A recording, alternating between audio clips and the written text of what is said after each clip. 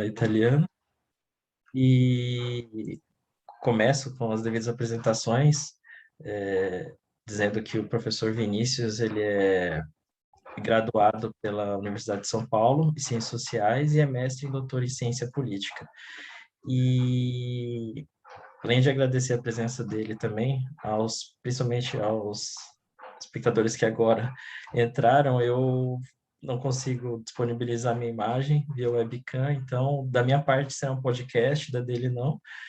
E aí, agora, após esses agradecimentos, passo a palavra ao palestrante.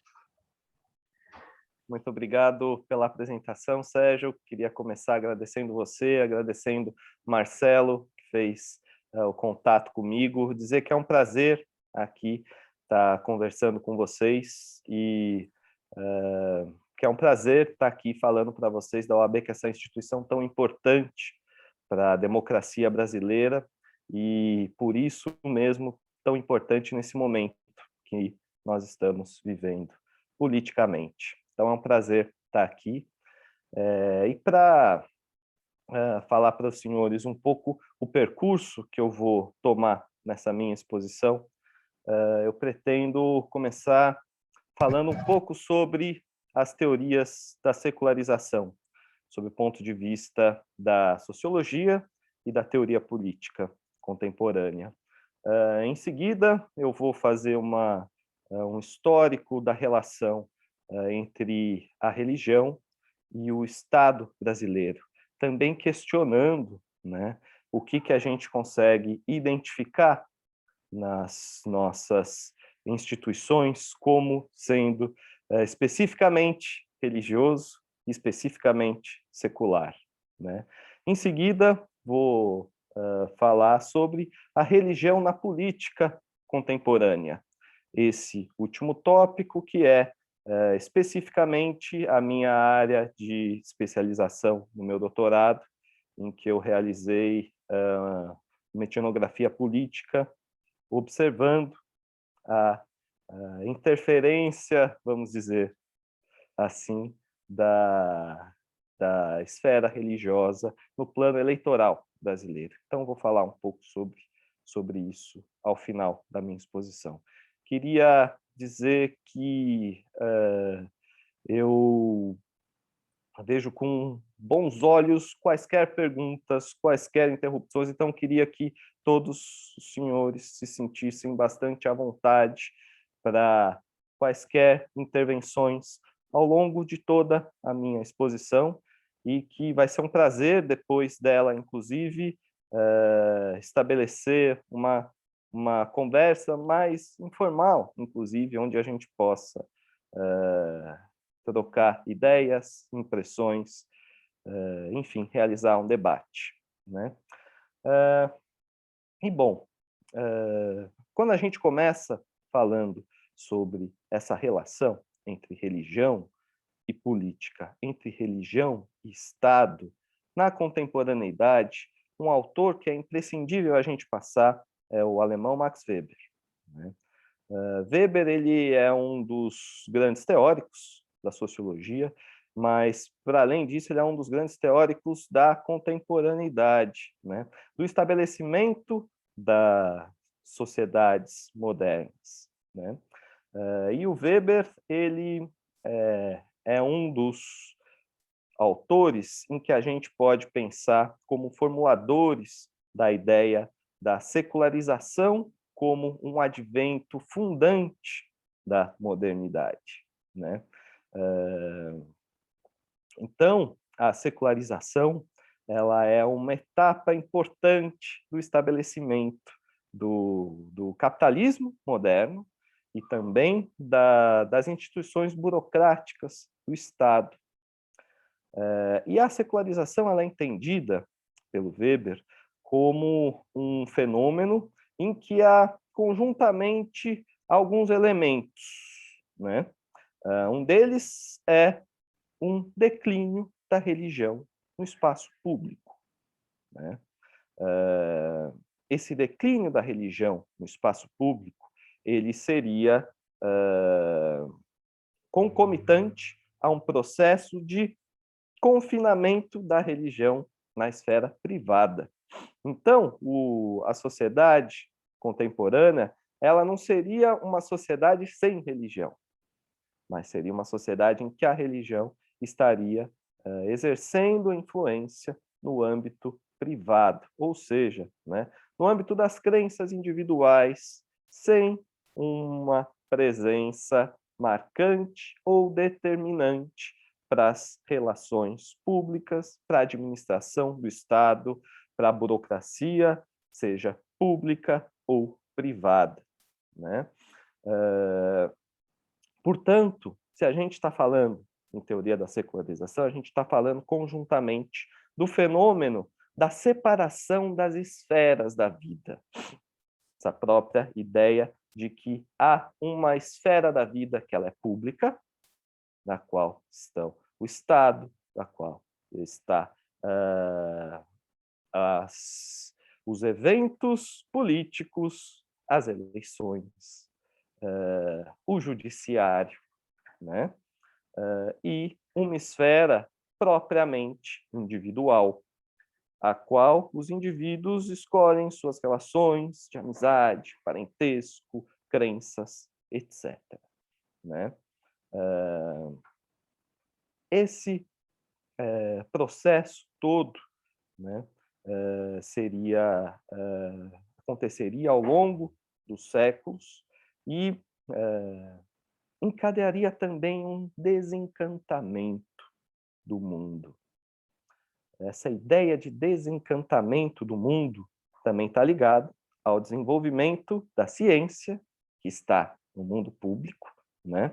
E da explicação dos fenômenos da sociedade e da natureza a partir das esferas da racionalidade, fora do arbítrio das instituições religiosas, do pensamento que tem a teologia, os livros sagrados, quaisquer que sejam, como fundamento básico. Então, a gente pode colocar aí a própria ideia da Constituição, né? Outro autor importante que vai, de alguma forma, acompanhar os preceitos weberianos é o Peter Berger.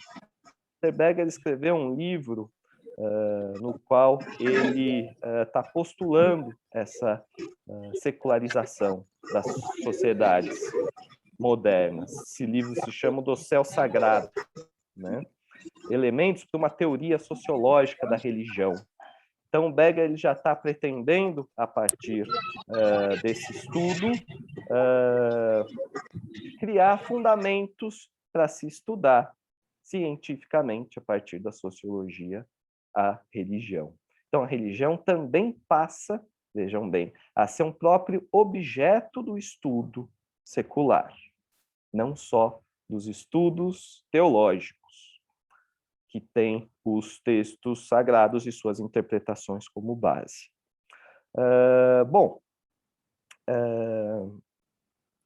Para o Berger, junto a esse movimento em que temos o declínio do religioso, a separação das esferas da vida, o confinamento da religião no ambiente privado, o desencantamento do mundo, um processo muito importante seria o estabelecimento de um pluralismo religioso.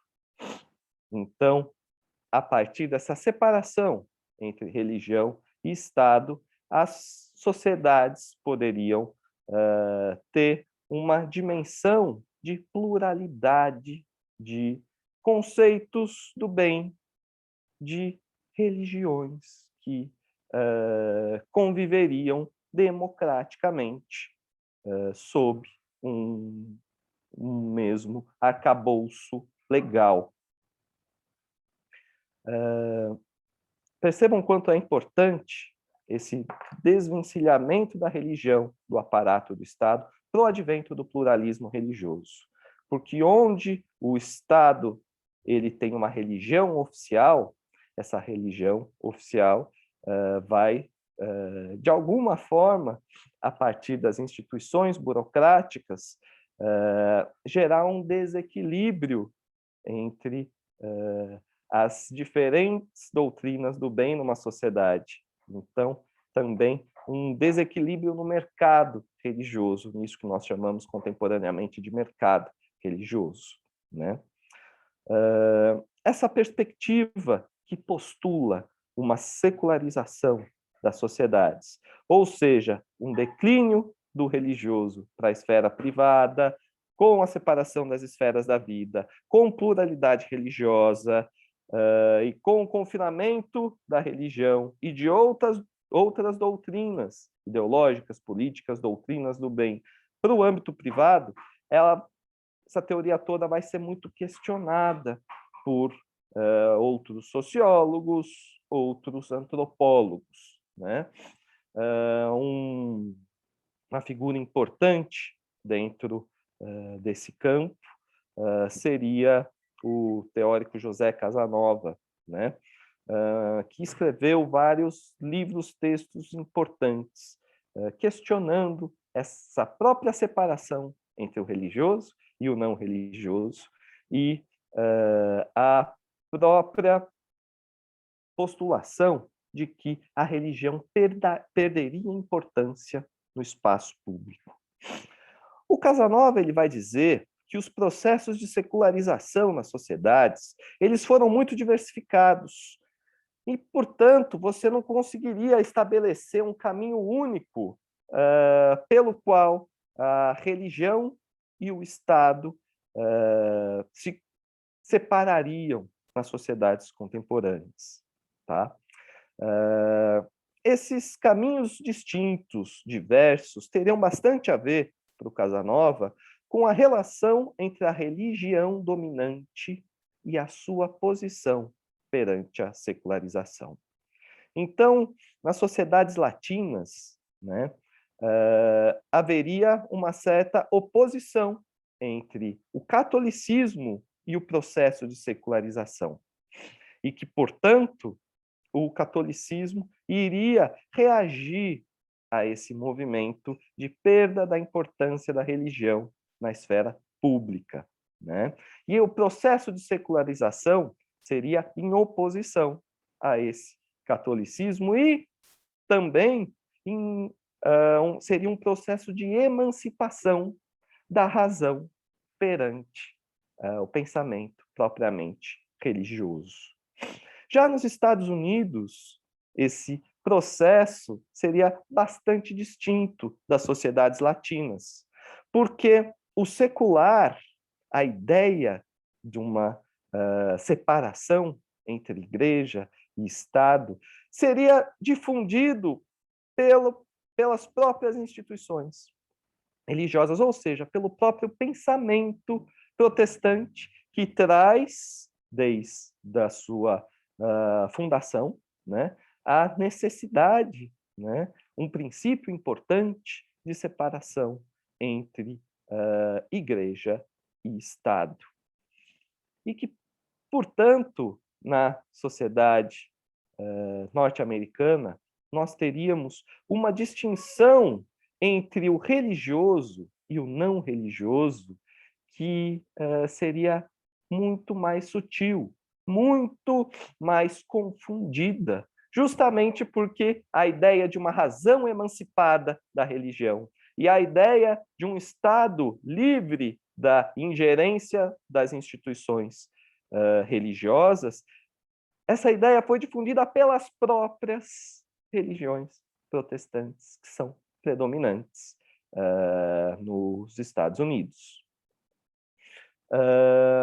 O Casanova ele também vai colocar que esse processo de diminuição da influência religiosa no mundo, ele não teria sido observado empiricamente ao longo de todo o século XX e século XXI. Então, o Casanova vai colocar a ideia de um processo contínuo de perda de importância da religião como uma postulação simplesmente teórica, que não teria embasamento empírico e que seria muito mais, portanto, uma teoria normativa do que uma análise rigorosa da situação das sociedades modernas. Outros autores vão seguir um pouco esse pensamento postulado pelo Casanova. Eu trouxe aqui para vocês só alguns deles, porque esse é um debate que toma um amplo espectro de intelectuais e que é um debate que ainda segue caloroso nos dias atuais. Mas eu selecionei enquanto importante para trazer para vocês aqui o texto do Stark e do Bainbridge, traduzido como Uma Teoria da Religião, né? Eles vão dizer, esses autores, que pluralizar religiosamente uma sociedade não seria deixá-la menos religiosa. Pelo contrário, poderia deixar as sociedades ainda mais religiosas, né? Essa ideia, portanto, da pluralidade religiosa levar uma secularização das sociedades cairia por terra. Além disso,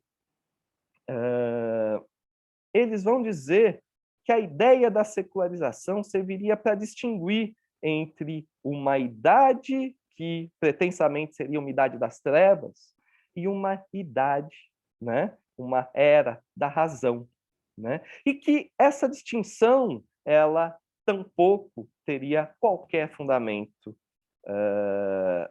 historiográfico, qualquer fundamento empírico, né? Seria, ao contrário de uma análise, um mito, né? O mito de que as sociedades contemporâneas são regidas pela razão e o mito de que antes da modernidade você teria propriamente uma ingerência das trevas, do obscurantismo, né? Esse é um argumento importante e que vai mobilizar uma série de outros teóricos. Outro texto importante para a gente caminhar nessa teorização é do Backward, que se chama Social Theory and Religion. Ele vai dizer que sempre houve pluralização religiosa. Sempre houve, portanto, a coexistência de diferentes ritos, diferentes concepções religiosas. E os momentos em que um monopólio foi algo próximo de existir, um monopólio religioso numa sociedade foi algo próximo de existir, isso teria se dado não por uma aceitação dessa religião dominante ampla, mas sim pela força, pela opressão dessa religião dominante. Então, ele também vai dizer que não há uma privatização da fé. E a própria separação ali entre uma esfera pública e uma esfera privada poderia ser questionada, né?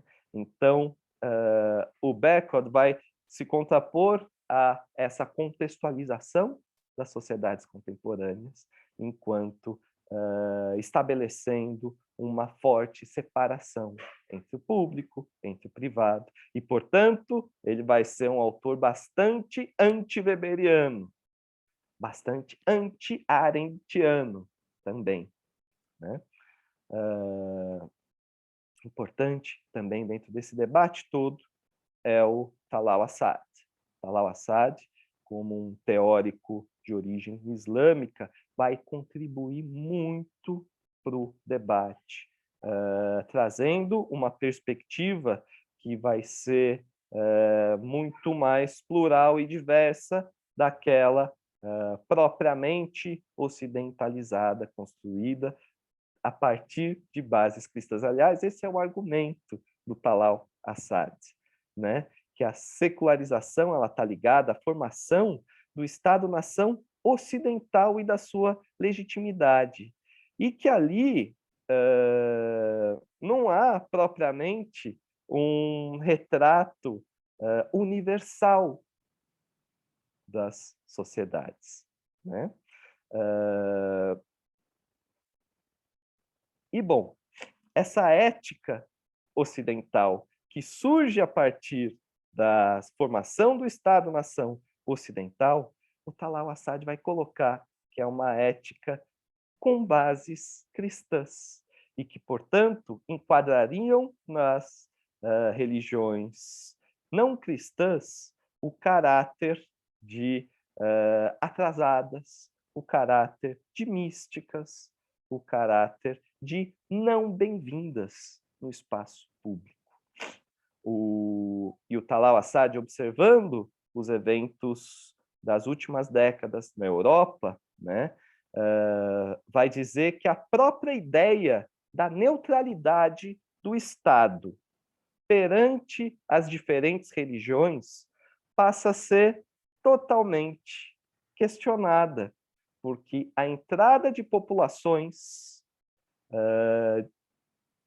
imigrantes não cristãs na Europa vai mostrar que os estados europeus não teriam nada de neutros perante as distintas religiões. Pelo contrário, se comportariam como estados em que o fundamento e a prática do exercício do poder, e daí entendido o poder como uso da força, também entendido o poder sob o ponto de vista weberiano, né? Esse poder, esse fundamento, inclusive legal, teria como base as religiões cristãs. E que, portanto, o Talal Assad vai dizer que toda essa teoria da secularização, ela coloca a religião como um problema e coloca esse problema quando a religião é a religião do outro. E eu acho que isso é importante dentro da discussão que a gente está propondo aqui nesse espaço, né? A religião ela se torna um problema no espaço público quando ela não é a minha religião, quando é a religião do outro. Bom, nós temos também, eu acho importante mencionar, um conjunto de autores que vão questionar ali a própria conceitualização do que é religioso e do que não é religioso. Latour, por exemplo, texto clássico do Bruno Latour, chamado Não Congelarás a Imagem, né? Ele vai dizer que tanto a religião quanto outros tipos de fundamento racionais seriam regimes de enunciação em que, em algum sentido, seriam equivalentes. Então, Latour já entra dentro desse debate relativizando a própria ideia de religião e, portanto, a separação do que é religioso e do que não é religioso, né? E a gente pode, inclusive nesses autores que eu estava citando anteriormente, pensar que o que é tido como religioso é aquilo que eu quero eliminar da sociedade. É aquilo que eu quero que não alguém específico, mas a sociedade, o grupo dominante religioso quer ver como distinto, como fora, como não legítimo. E que, portanto, a própria ideia de uma sociedade em que tenha ou não tenha um elemento religioso dentro de si é uma ideia que traz em si uma base de disputa de poder entre diferentes regimes de enunciação.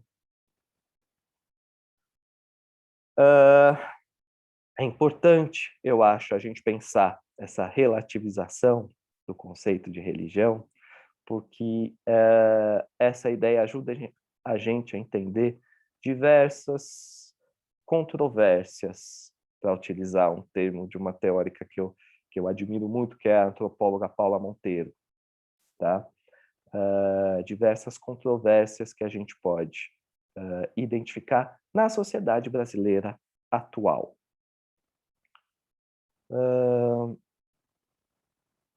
Bom,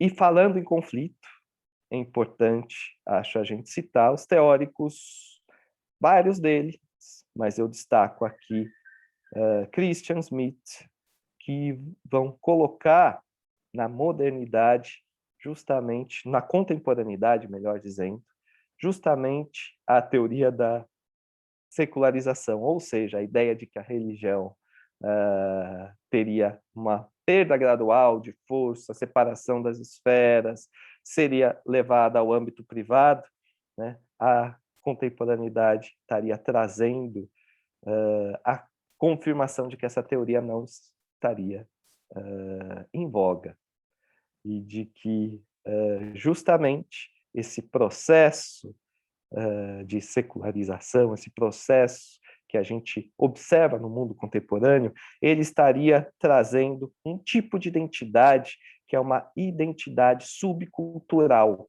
da religião, que promoveria setores radicais que se alimentariam do enfrentamento ao religioso e que, portanto, né, se a gente veria um crescimento do não religioso nas sociedades, ao mesmo tempo a gente teria um crescimento de setores religiosos cada vez mais radicalizados, gerando um enfrentamento ao processo de perda de importância da religião.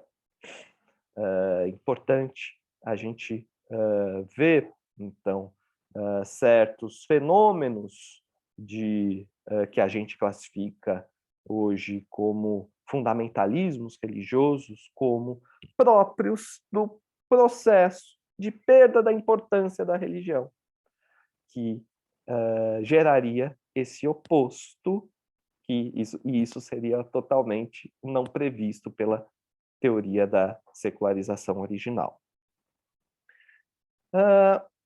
Acho que é importante, nesse momento, a gente avançar um pouco sobre como que esse processo se deu no Brasil.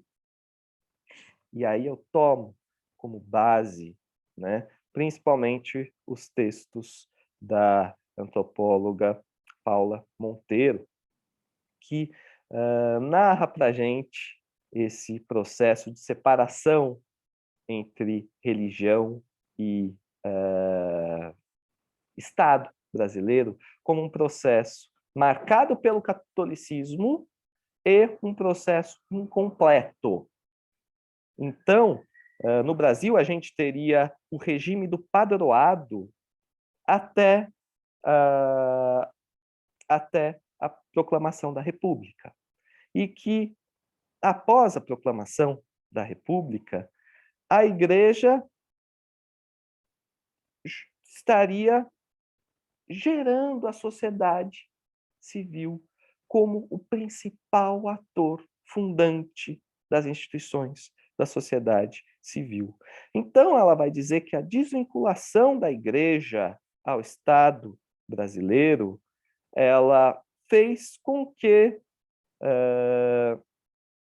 o catolicismo tivesse muita proeminência ainda na esfera pública brasileira, porque a Igreja Católica teria sido a principal promotora da institucionalização da nossa sociedade civil, né? E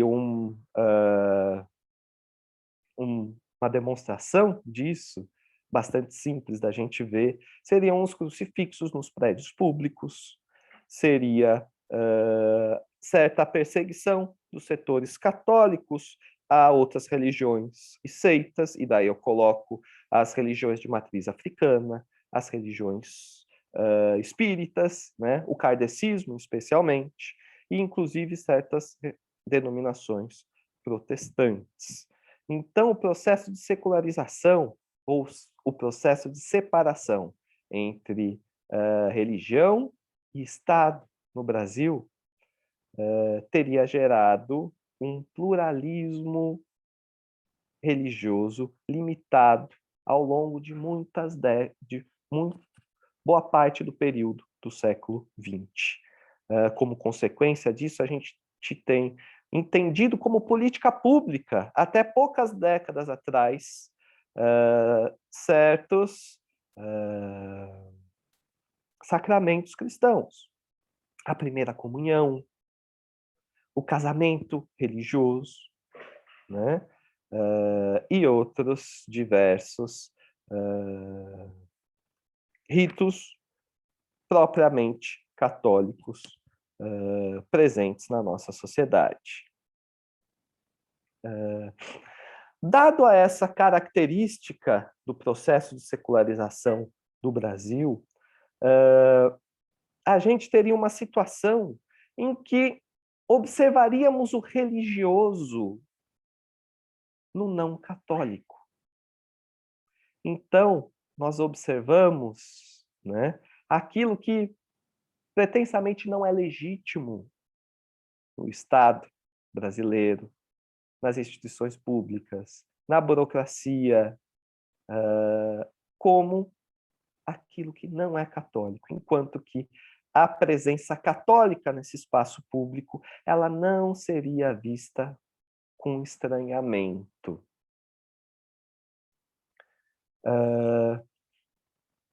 Dando um salto para o presente, acho que a gente tem que ter isso em mente.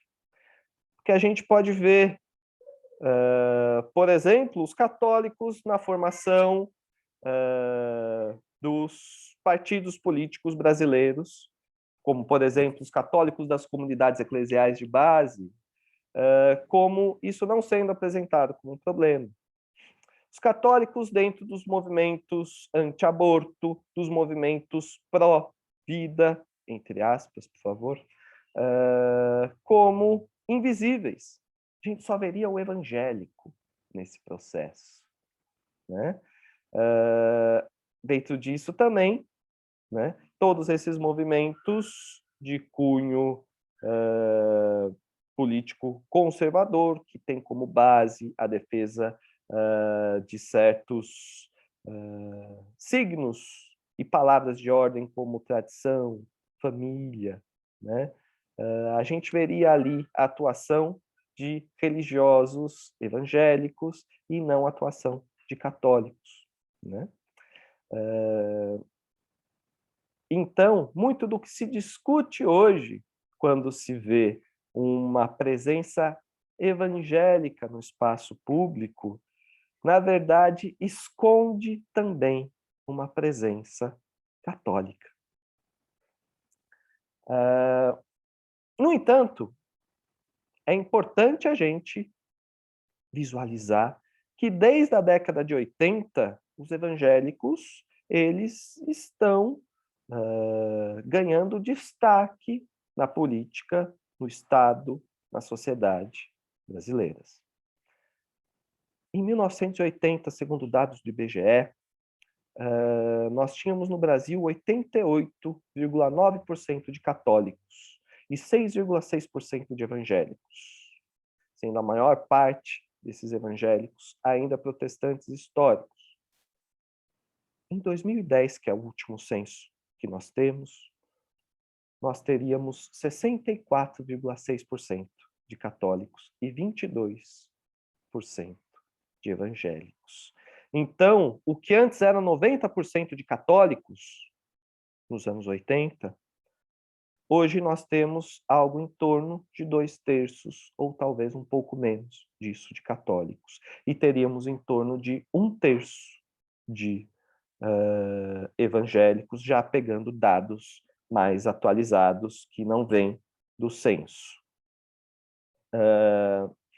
Aliás, esse dado da distribuição religiosa no Brasil ainda é um tanto quanto controverso e objeto, obviamente, de disputa de poder, de narrativa, né? Há pastores que dizem, para aumentar o seu poder e a sua capacidade de barganha política, que os evangélicos têm em torno de 50% da população brasileira já. Distintas pesquisas vão trazer números diferentes disso, mas números também distintos. Algumas pesquisas mostrando um universo de pouco menos de 30% de evangélicos, outras pesquisas mostrando pouco mais de 30%. A despeito dessas pequenas, ou nem tão pequenas assim, diferenças entre esses dados, a gente pode estimar em torno de 30% da população brasileira como hoje sendo filiada a distintas denominações evangélicas. E aí também é importante a gente olhar para esse universo todo com um olhar também crítico, porque muitas vezes há uma simplificação desse universo evangélico, como se todas as denominações tidas como evangélicas fossem iguais. E como se todas tivessem uma mesma ideologia política ou um mesmo tipo de atuação no universo público. Eu acho importante a gente trabalhar um pouco na noção de que esse universo evangélico ele é um universo heterogêneo em todos os sentidos e dimensões que a gente pode determinar, encarar. Há algumas formas da gente entender essa heterogeneidade. E eu gosto muito da tipologia criada pelo Paul Freston, pelo Ricardo Mariano, também, que são teóricos que estão ali já há décadas observando o cenário religioso brasileiro.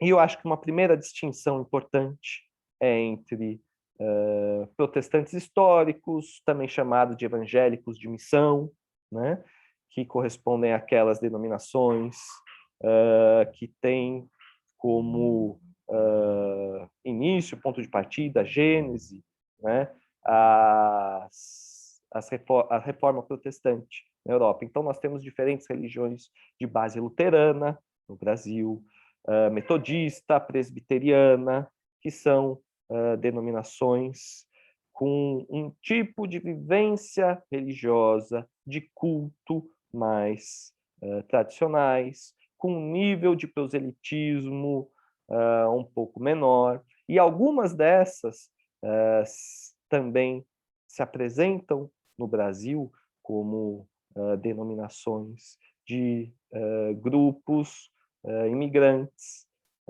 ou pelo menos com uma identidade imigrante bastante marcada, né? E daí a gente tem um outro universo de denominações evangélicas, que são os pentecostais. Dentro dos próprios pentecostais, a gente tem diferenças, né? E daí a gente entende o mundo pentecostal, né? Qual é a base dessas religiões pentecostais, a base teológica, né? A base teológica está no livro dos Apóstolos do Novo Testamento, em que há uma ênfase e uma interpretação de que os dons do Espírito Santo que acompanharam a presença de Cristo junto aos seus apóstolos estariam até hoje disponíveis a todos os seres humanos que seguissem, obviamente, o postulado religioso cristão, né?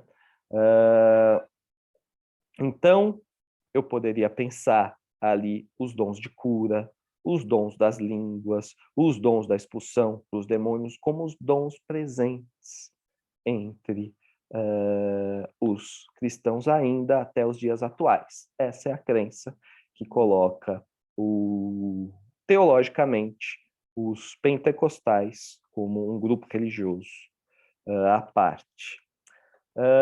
Mas mesmo dentro desse universo pentecostal, eu tenho uma série de importantes distinções. No Brasil, nós tivemos uma primeira onda pentecostal, né, chamado de pentecostalismo clássico, pelo Ricardo Mariano, com as denominações Assembleia de Deus e Congregação Cristã do Brasil, respectivamente, em 1911 e em 1910, tendo início no território nacional. Nós teríamos uma segunda onda, a partir dos anos 60, com denominações com mais influência dos Estados Unidos, como Deus é Amor, Igreja Quadrangular, Brasil para Cristo. E nós teríamos uma terceira onda, também chamada de neopentecostais, pelo Mariano, continuo na tipologia do Mariano, que seria marcada ali pelo surgimento da Igreja Universal do Reino de Deus. E daí a gente tem um importante corte entre o universo pentecostal e a Igreja Universal do Reino de Deus, porque pela primeira vez dentro do movimento pentecostal nós teríamos emergência de uma religião que não se colocaria como contra a parte do mundo, mas afirmaria o mundo. Isso a partir de um tipo de teologia particular, que é a teologia da prosperidade, né? A ideia de que o fiel ele deve cobrar de Cristo a prosperidade material neste mundo, no mundo terreno, e o culto voltado em torno do ganho de prosperidade por parte desse fiel. Essa distinção é importante, mas é também importante a gente ver que estamos trabalhando com tipos ideais e que cada vez mais o neopentecostalismo difunde algumas práticas entre denominações que originalmente foram classificadas como deuteropentecostais, segunda onda do pentecostalismo, ou primeira onda pentecostalismo clássico. Então, hoje, se você vai, por exemplo, numa denominação da Assembleia de Deus Vitória em Cristo, no Rio de Janeiro, por exemplo, é muito comum a gente ver práticas de culto que se assemelham ao neopentecostalismo, ou seja, que tem como fundamento a teologia da prosperidade. Recentemente, a gente tem um conjunto de estudos que estão analisando quais são as mudanças na sociedade brasileira, oriundas desse crescimento dos evangélicos, que se reflete principalmente no crescimento dos pentecostais, seja clássicos, seja neopentecostais, né? Então, a gente tem ali trabalhos importantes, por exemplo, na área de ciência política, para citar um, pelo menos, o trabalho da Simone Bon, que mostra que não há uma concentração de grupos religiosos num partido político. E isso é uma distinção muito importante entre o Brasil e os Estados Unidos, se vocês quiserem. Enquanto nos Estados Unidos a gente tem lá o Bible Belt, um conjunto de instituições religiosas que são ligadas ao Partido Republicano. No Brasil, a gente tem a presença de religiosos católicos, evangélicos, históricos e pentecostais, difundida em vários partidos de todos os lados do espectro político brasileiro, né? Então, nós temos religiosos de esquerda, de partidos de esquerda, religiosos de partidos de direita.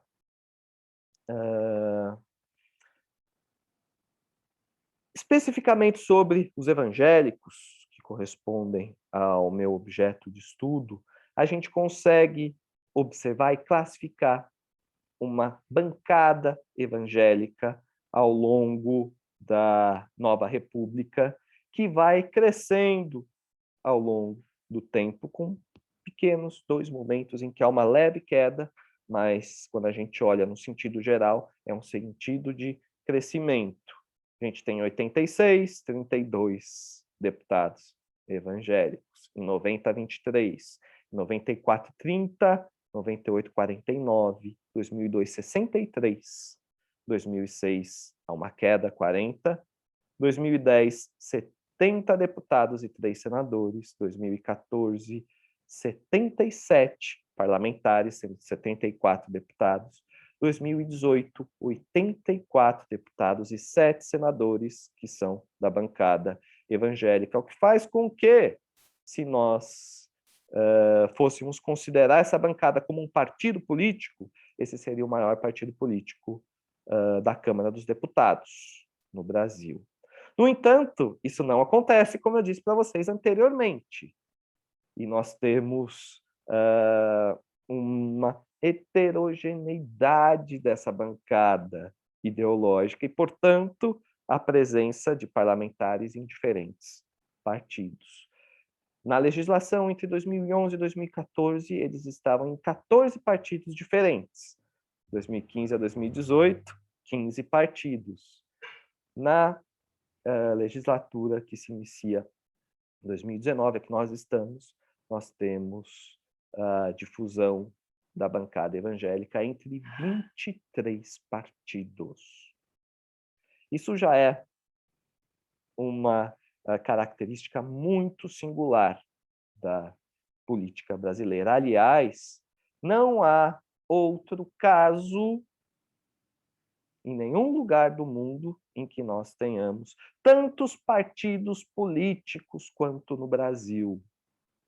E daí eu já estou colocando também não só os partidos em termos absolutos, não só o número de partidos que nós temos representados na Câmara, mas o número de partidos efetivos, ou seja, que tem um certo peso na Câmara dos Deputados, um peso proporcional considerável, né?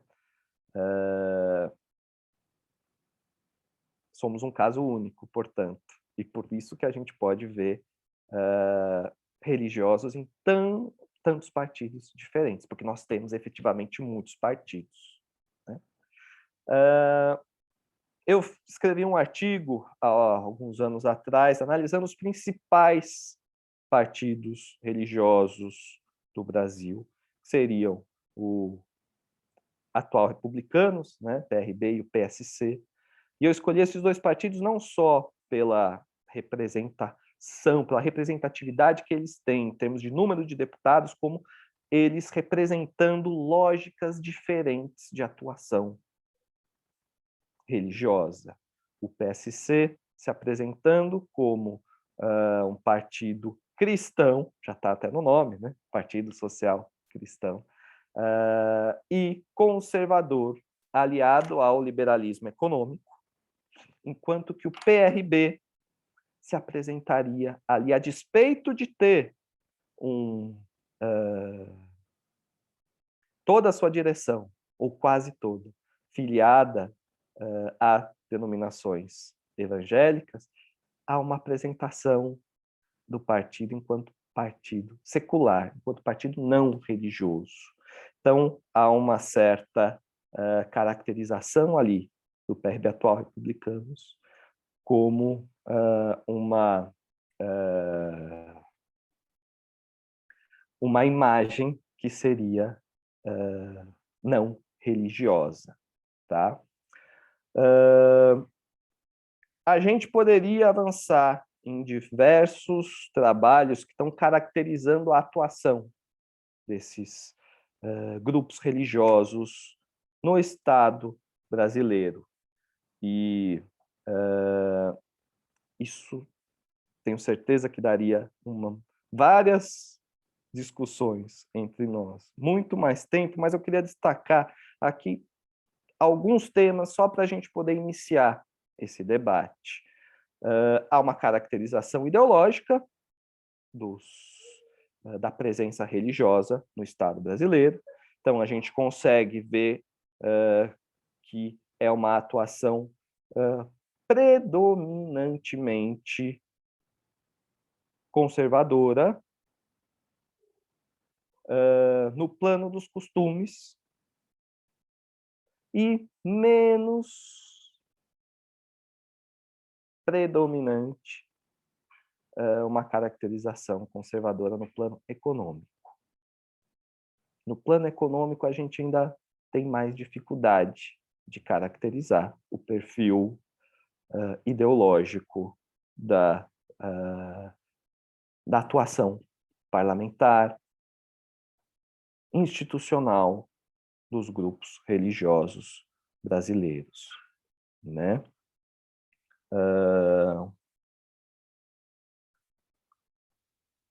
Desde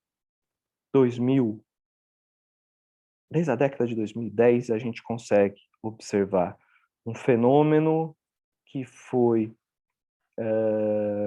uma certa hegemonia, podemos dizer, dos setores religiosos brasileiros como anti-lulistas. E se posicionando na esfera pública a partir de certos temas e de certas agendas, como a proibição do aborto, como o combate ao que chamam de ideologia de gênero, o combate a qualquer tentativa de legislação que promova um combate à LGBT-fobia e também uma atuação ali em relação aos direitos da mulher. Todas essas pautas giram em torno de certos signos, como, por exemplo, a defesa da família. E a gente vê que há ali a construção de um modelo ideal de família, que é o modelo heteronormativo, né? E, nesse sentido, há uma atuação política para destituição de direitos dentro de outras configurações familiares.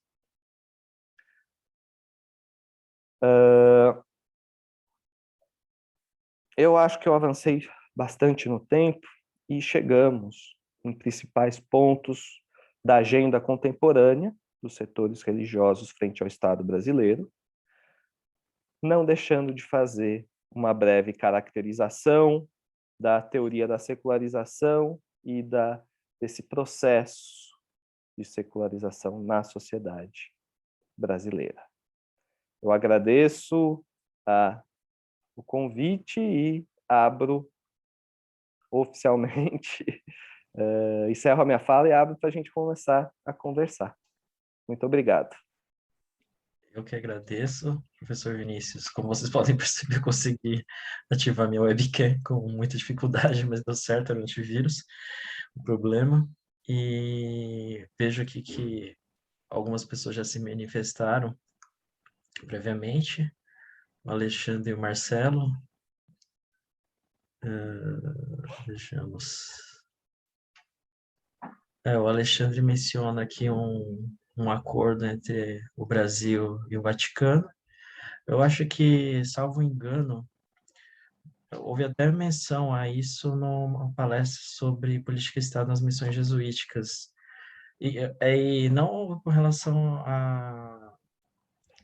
à prestação de assistência religiosa necessariamente, mas também a gente tocou nesse ponto na palestra sobre o Estado laico, que isso também merece discussão, né? Depois a gente se aprofunda com relação a isso, mas como que existe capelão, né? Garantido na prestação de assistência religiosa, mas ainda assim ele é predominantemente composto por servidores de matriz católica. e não Uganda, por exemplo, matrizes africanas. O Marcelo também tem um comentário. Primeiramente, quero parabenizar o Vinícius pela palestra instrutiva, trazendo uma enorme bagagem teórica e ainda assim sendo extremamente leve. Exatamente, Marcelo. Extremamente didático, claro.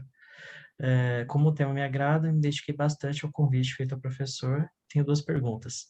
O professor acredita que em algum momento político do Brasil haverá ou poderá haver uma democracia, não com pitadas teocráticas, mas essencialmente permeada por uma doutrina religiosa? E aí eu não sei se você prefere responder essa questão e eventualmente a seguinte, ou Pode ser sim. eu já vou formular as duas de uma vez, então.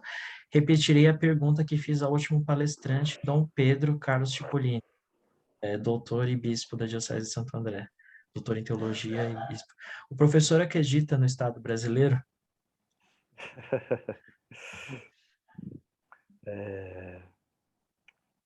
Vamos lá, não são perguntas fáceis de se responder. Eu acredito que a gente está caminhando por um momento em que as questões religiosas elas vão cada vez mais fazer parte da esfera pública, porque a gente está vivendo um momento de transição em que há uma maior heterogeneidade religiosa dentro da sociedade brasileira, se vocês quiserem, pluralismo religioso mesmo. E dentro desse pluralismo, a emergência de certos setores com uma forte carga, se vocês quiserem chamar assim, fundamentalista mesmo. Ou seja, uma carga religiosa que pretende se impor pelos meios que forem possíveis na sociedade, ao mesmo tempo em que a gente tem um crescimento, né, de outros segmentos religiosos e, inclusive, da parcela do sem religião. Aliás, se a gente for ver qualquer dado sobre a estrutura religiosa brasileira, né, o que mais cresce no Brasil nas últimas décadas é a porção do sem religião. Né? Só que é bastante curioso quando a gente vai ver esse dado, porque parece que quando a gente está falando, né, de um crescimento dos não religiosos, a gente está falando de um processo, justamente do processo de secularização, de crescimento da razão, que se daria entre os setores mais urbanos, mais escolarizados, e na verdade não. Quando a gente vai ver os dados sobre esse grupo, os sem religião, eles são principalmente os setores sociais mais vulneráveis do Brasil. Então, a gente tem uma certa miséria no Brasil que sequer os religiosos conseguem acessar, sequer os setores religiosos conseguem acessar os miseráveis no Brasil. Né? Isso é um dado, acho importante. Mas, enfim, para não fugir da questão, né? Se eu vejo uma possibilidade de uma democracia com elementos religiosos dentro de uma visão normativa da democracia mais weberiana, isso não seria possível, mas considerando a democracia como a possibilidade de uma convivência ecumênica e que ainda traga, talvez, certos elementos religiosos para a própria ordem pública, né? Eu acho que a gente poderia ter essa caracterização, sim. A segunda pergunta, você pode repetir, por favor, Sérgio? Era exatamente sobre a crença no Estado brasileiro. A crença no Estado brasileiro, é verdade, né? O professor acredita no Estado brasileiro? Essa pergunta é muito boa, né? Porque a coisa da crença no Estado, a gente também precisa crer no Estado, É um ato de né? fé, né? O ato de fé no Estado, né? É uma teologia política também, de certa maneira. Mas se a gente for pensar numa caracterização democrática do Estado brasileiro, a gente pode duvidar. Mas quanto a existência do Estado brasileiro, imprimindo ali um exercício do poder, e um exercício, se vocês quiserem classificar como implacável contra os mais pobres, eu acho que não tem como a gente não ver isso. Então, não, é uma questão de eu não preciso nem crer no Estado brasileiro para observar os efeitos dessa ação tão impositiva, tão excludente, tão implacável contra os setores mais vulneráveis da nossa sociedade. Acho que nesse sentido a gente pode observar o Estado existindo sim. O Alexandre aqui enunciou, aprofundando a menção dele, né, as relações diplomáticas do Brasil com o Vaticano, né, mencionando, né, que o nuncio apostólico acreditado junto à República Federativa do Brasil por um embaixador do Brasil acreditado junto à Santa Sé, né. É interessante também essa questão, porque por questões históricas, político-históricas, o catolicismo ele tem uma representação estatal que é única, digamos assim, né? Se consolidou historicamente, tem sua importância, como eu posso dizer, não só secular, porque compõe o jogo internacional democrático, mas também porque tem o Sumo Pontífice que, de certa maneira, é um líder espiritual e tem um impacto global nas suas declarações, uma certa centralização, por exemplo, com impacto que não são tantos os líderes religiosos que tem, talvez o Dalai Lama, mas tem toda a institucionalização da Igreja Católica, etc.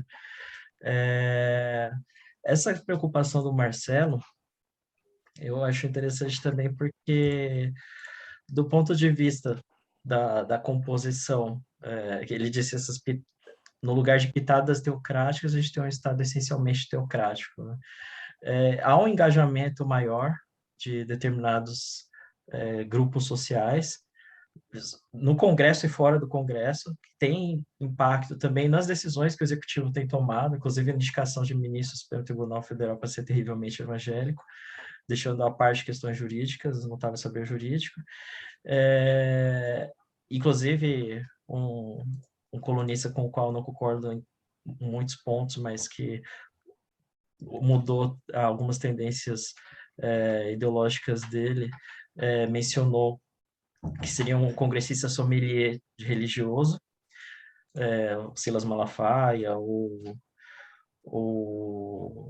outro pastor Feliciano, e aí, acredito eu, né, que ainda que a gente tenha um aumento de pessoas que não se classificam, não se filiam a uma corrente religiosa, muitas pessoas do eleitorado não se qualifiquem nesse sentido, elas ainda assim acabam se submetendo voluntário e involuntariamente, nesse caso, porque ela se abstém de um certo engajamento, aos grupos que começam a predominar dentro do Congresso Nacional. Talvez seja mais uma descrença de determinadas pessoas em algo, até do ponto de vista político, já que tem aumentado o número de pessoas que simplesmente resolvem anular o voto.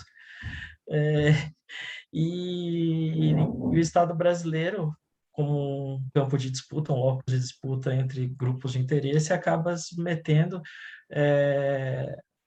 a determinadas tendências teocráticas, digamos assim, que no longo prazo podem se materializar, ainda que existam amarras institucionais e também grupos que se opõem a isso, né?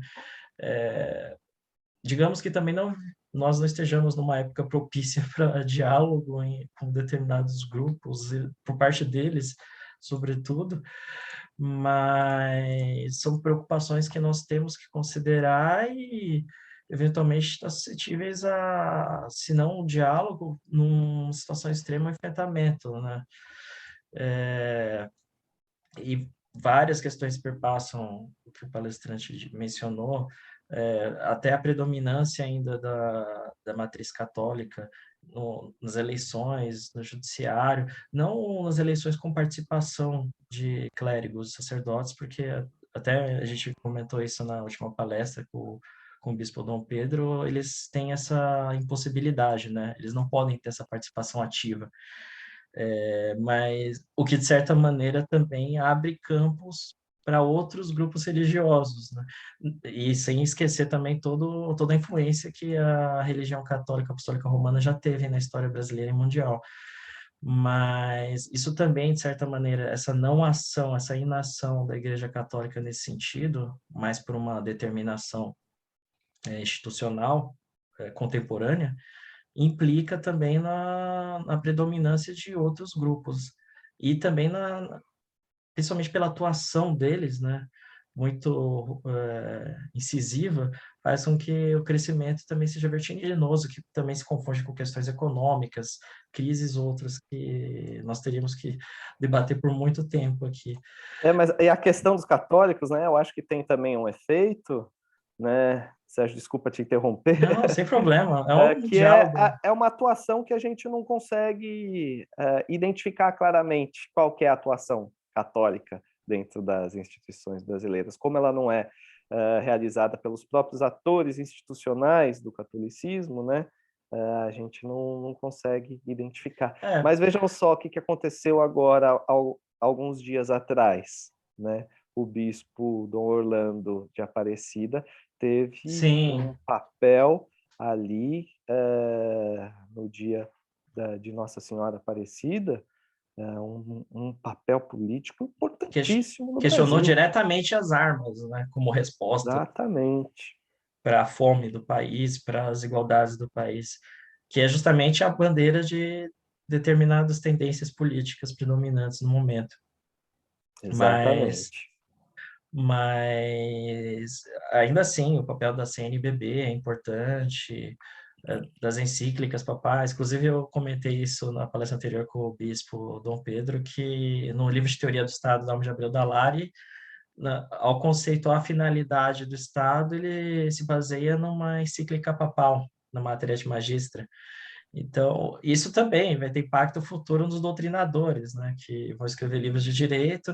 Hoje já há quem defenda, não no campo dos evangélicos, mas, por exemplo, existe promotor de justiça que defende prova psicografada. Então, existe de tudo no direito. O direito tem a porosidade, assim como somos todos seres aí no mundo e somos suscetíveis a isso também, a esse contato.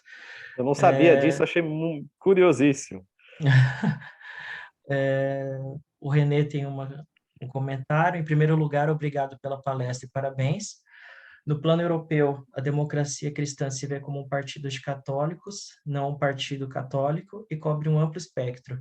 Entre os democratas cristãos italianos, por exemplo, Dom Sturzo era liberal, Amintore Fanfani, interventista, e Dom Zeno criou um falanstério e Fonsole, aproveitando o espaço evacuado de um antigo campo de concentração com a propriedade comunitária dos bens. No Brasil, existiria um quadro similar? Pois os religiosos atuam no espectro político tanto à esquerda quanto à direita. Lula começou a criação do PT em 1980 com o apoio da CNBB e encontrou Lech Walesa em Roma em um encontro de sindicalistas católicos. Pois é muito, muito boa a intervenção do René. Quando a gente vai ver na Europa, né, até hoje, a gente tem um papel muito importante em quaisquer estados que a gente for ver, né, da democracia católica e do Partido Social Democrata. O Reino Unido é um pouco diferente, porque lá a gente tem um sistema político também um tanto quanto particular, né? Mas na Europa continental, né? Mas na Europa continental tem muito essa coisa dos partidos sociais democratas, do Partido da Democracia Cristã, ou seja, um partido de centro-direita ou de direita e um partido originalmente revolucionário e depois de centro-esquerda, né? E a religião trazendo ali de forma muito forte, né? Um efeito político, né? Ainda que não a partir do exercício institucional de clérigos, né? Mas de influência política propriamente dita, né? E no Brasil, a ligação do PT com as comunidades eclesiais de base foi notável e foi muito importante, né? Foi um dos elementos que deu apoio popular para o PT, que fez o PT ser um partido de Que massas massa. ali, pelo menos ali nos primeiros anos da, da sua existência institucional, né? Só que a gente também sempre teve no Brasil um exercício religioso católico conservador, né? E até hoje a gente pode ver certas figuras católicas que são referências de um polo mais conservador, enquanto a gente tem outras O que próprio estão Papa tem ali. opositores em Roma atualmente. Exatamente. Eu acho que essa disputa dentro da Igreja Católica é uma das disputas mais relevantes politicamente do nosso tempo, né? E, por outro lado, nós temos setores evangélicos no Brasil que hegemonicamente estão se apresentando quanto de direita, né? E só que esse é um processo, né, que como a gente está falando de várias denominações diferentes do mundo evangélico, né? E essas denominações elas disputam entre si o mercado religioso, Supremacia. né? Então a gente também vê várias fissuras, O mercado inclusive religioso políticas, e o mercado judiciário, no caso do Supremo Tribunal Federal, né? religioso, judiciário, É o mercado judiciário, partidário, partidário. né? Então a gente pode ver uma dificuldade do agrupamento desses setores evangélicos justamente por conta dessa disputa. E a gente entende várias questões olhando para isso. Dificilmente podem reparar. A gente vê a Igreja Universal e certos setores mais tradicionais da Assembleia de Deus, por exemplo, atuando politicamente no mesmo bloco, porque são ali rivais no mercado religioso, né? Então a gente pode ver o Malafaia indo para um lado e olhar aí quem são os rivais do Malafaia, eles vão para o outro lado, né? Porque há ali uma disputa. E hoje o que eu observo, inclusive em campo, é um certo desconforto dos fiéis frente a essa politização partidária institucional das denominações. Então, ao mesmo tempo que a gente vê isso crescer, a gente vê isso gerar desgaste, um desgaste que vai ter que ser muito bem administrado pelas cúpulas das igrejas no Brasil, né? Das igrejas evangélicas já propriamente falando, né? Dentro do catolicismo, né, eu acho que a gente vive um momento de disputa muito importante em que a gente tem um setor mais popular da Igreja Católica ganhando força e conseguindo realizar certas aproximações que até alguns anos atrás eram impensáveis, né? No entanto, dentro da própria Igreja Católica, a gente vê um amplo processo de resistência a esse movimento. E é comum a gente ver nos interiores do Brasil, por exemplo, padres que se colocam como figuras extremamente conservadoras e de oposição ao Papa dentro da Igreja Católica. Então, é o que eu estava falando anteriormente, dessa ser uma das disputas políticas mais relevantes, eu acho, do nosso tempo. O Alexandre aqui comentando, né, disse que na história do Brasil a importância do Frei Caneca, carmelita na Confederação do Equador, né, relevante, e que ele foi fuzilado na Fortaleza de Cinco Pontas, no Recife, 13 de janeiro de 1825.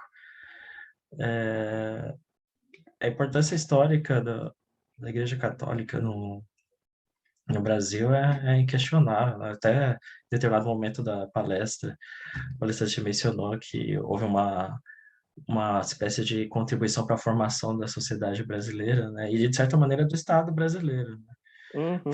Foi religião oficial, mesmo Ela na nossa utilizou o aparato Constituição, institucional do tem, Estado para se consolidar, para estar em todos os lugares, exatamente, né?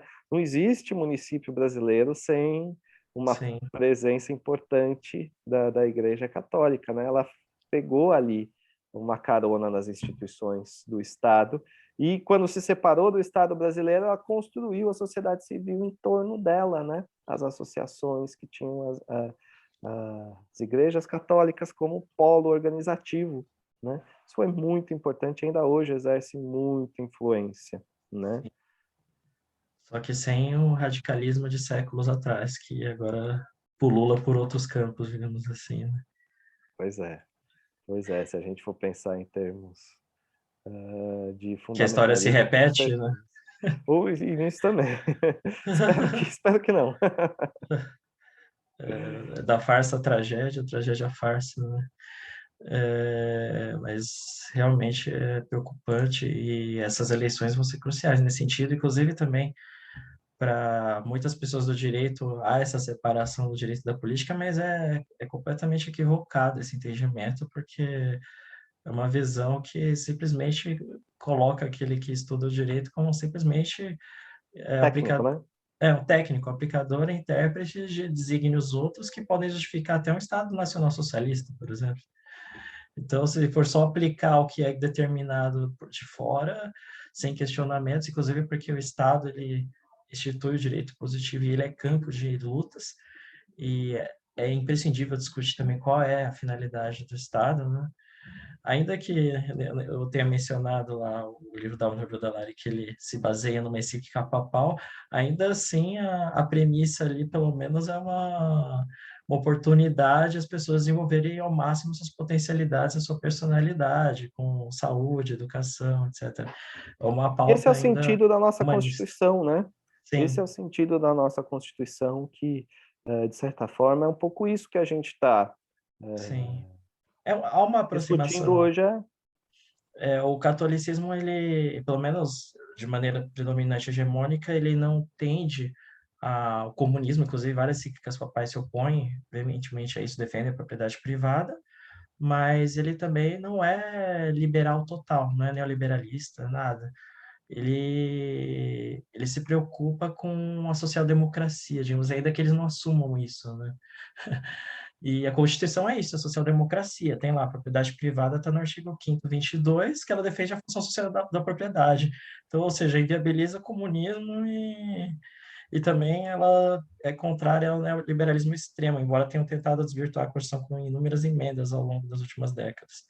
Eu acho que a gente está vivendo esse momento de crise desse pacto constitucional, em que a Sim, gente vai decidir se a gente vai, de alguma forma, reafirmar esse pacto, né, do sentido da existência do Estado brasileiro, para diminuir desigualdade, para gerar inclusão, para combater o preconceito, para combater injustiças, para dar dignidade, etc., né? Ou se a gente vai fundar um novo Estado sobre outros princípios, né? ou sobre E aí, escombros, né? ou Com sobre, escombros, com sobre os escombros escombros. disso, né? E é muito complicado isso, porque a gente sequer sabe muito bem quais vão ser esses novos princípios. A gente sabe que dos escombros, né? Dessa destruição. E, aliás, é um pouco isso que é, inclusive, verbalizado, né? Antes de construir qualquer coisa, temos que destruir. Eu vim para destruir. Precisamos destruir para depois construir. A gente não sei o que Sim, quer construir e não estou gostando do que está sendo destruído. sim. Mas É, é o que a sociedade brasileira tem que sim. decidir nesse período que estamos vivendo, que eu acho que vai ser tão importante para as próximas décadas. Bom, eu não sei se alguém tem mais algum comentário. Eu gostaria de agradecer mais uma vez a palestra excelente do professor Vinícius, didático, claro, e com amplo conhecimento sobre o assunto, solícito também. Ao Marcelo, que teve essa iniciativa de contatá-lo e convidá-lo para que se juntasse a nós essa noite.